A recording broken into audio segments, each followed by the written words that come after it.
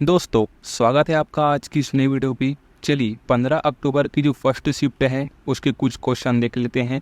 बिल्कुल authentic question है जो आपके एग्ज़ाम में अभी पूछे गए हैं। ठीक है, तो देख लेते हैं। पहला है आपका, सबसे ज़्यादा बौद्ध जनसंख्या किस राज्य में है? तो इसका जो कि आंसर है वो हो जाएगा आपका महाराष्ट्र में, जो कि है सबसे ज़्यादा बौद्ध जनसंख्या है। ठीक है दोस्तों, चलिए एक क्वेश्चन था आपका, हिमाचल प्रदेश की राज्यपाल कौन है? ठीक है, ये पूछा गया था आपका। तो ये हो जाएगा आपका शिव प्रताप शुक्ला, जो कि है हिमाचल प्रदेश की क्या है, राज्यपाल है। इसी में संबंधी याद रखिएगा कि राज्यपाल की जो अवधि होती है वो 6 वर्ष की होती है। ठीक है, चलिए एक क्वेश्चन था, चालुक्य साम्राज्य का अंतिम शासक कौन था? तो देखिए यहाँ पास था आपका कीर्तिवर्मन द्वितीय, जो कि है ना, चालुक्य साम्राज्य का अंतिम शासक था। उन्हें रहप्पा के नाम से भी जाना जाता है। देख लीजिएगा, इन्हें रहप्पा के नाम से भी जाना जाता है। कीर्तिवर्मन द्वितीय को राष्ट्रकूट वंश के संस्थापक दंती दुर्ग ने हराया था। किसने हराया था? दंती दुर्ग ने हराया था।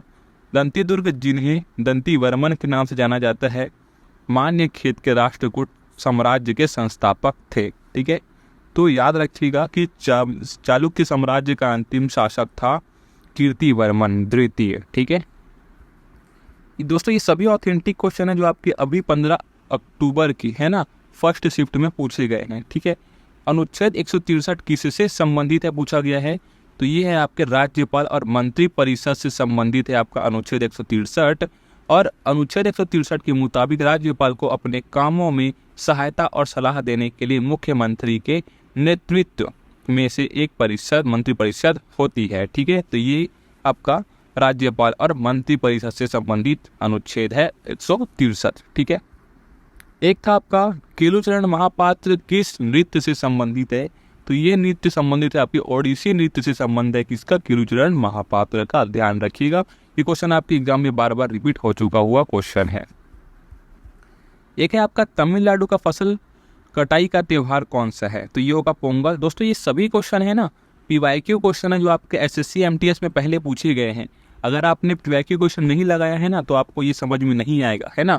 तो देख लीजिएगा, आप पीवाईक्यू क्वेश्चन करिए, क्योंकि एसएससी एमटीएस फिर से पीवाईक्यू क्वेश्चन आपके पूछ रहा है। तो रही बात यहाँ पास तमिलनाडु का फसल की, तो ये होगा आपका पोंगल, याद रखिएगा। ठीक है, एक है आपका, जल में ऑक्सीजन कब सबसे कम होता है? तो इसका ऑथेंटिक आंसर होगा आपका पानी के गर्म होने में, है ना। जब पानी का तापमान बढ़ने लगता है तो उसमें क्या है, घुलने वाले ऑक्सीजन की मात्रा कम होती है। ठीक है, तो यही आपका आंसर बिल्कुल सही होगा, कब? पानी की गर्म होने की स्थिति में। ठीक है, चलिए एक क्वेश्चन है आपका, स्थल मंडल में पौधे कितने प्रतिशत सूर्य की किरण क्या करते हैं, ग्रहित करते हैं? ठीक है, तो यही पूछा गया था आपका, स्थल मंडल में पौधे कितने परसेंट सूर्य की किरण क्या करते हैं, संग्रहित करते हैं? तो ये हो जाएगा आपका 1% बस करते हैं, याद रखिएगा। ठीक है, एक क्वेश्चन था आपका, मकर विलक्कू त्योहार कहाँ मनाया जाता है? तो ये मनाया जाता है आपकी केरल में मनाया जाता है मकर विलक्कू त्योहार। ठीक है, एक क्वेश्चन था आपका, चिट्टी बाबू किस वाद्य यंत्र से संबंधित है? तो इनका जो कि संबंध है वो है आपके वीणा से संबंधित है। कौन? चिट्टी बाबू। ठीक है, तो चलिए दोस्तों, अगली शिफ्ट में मिलता हूँ।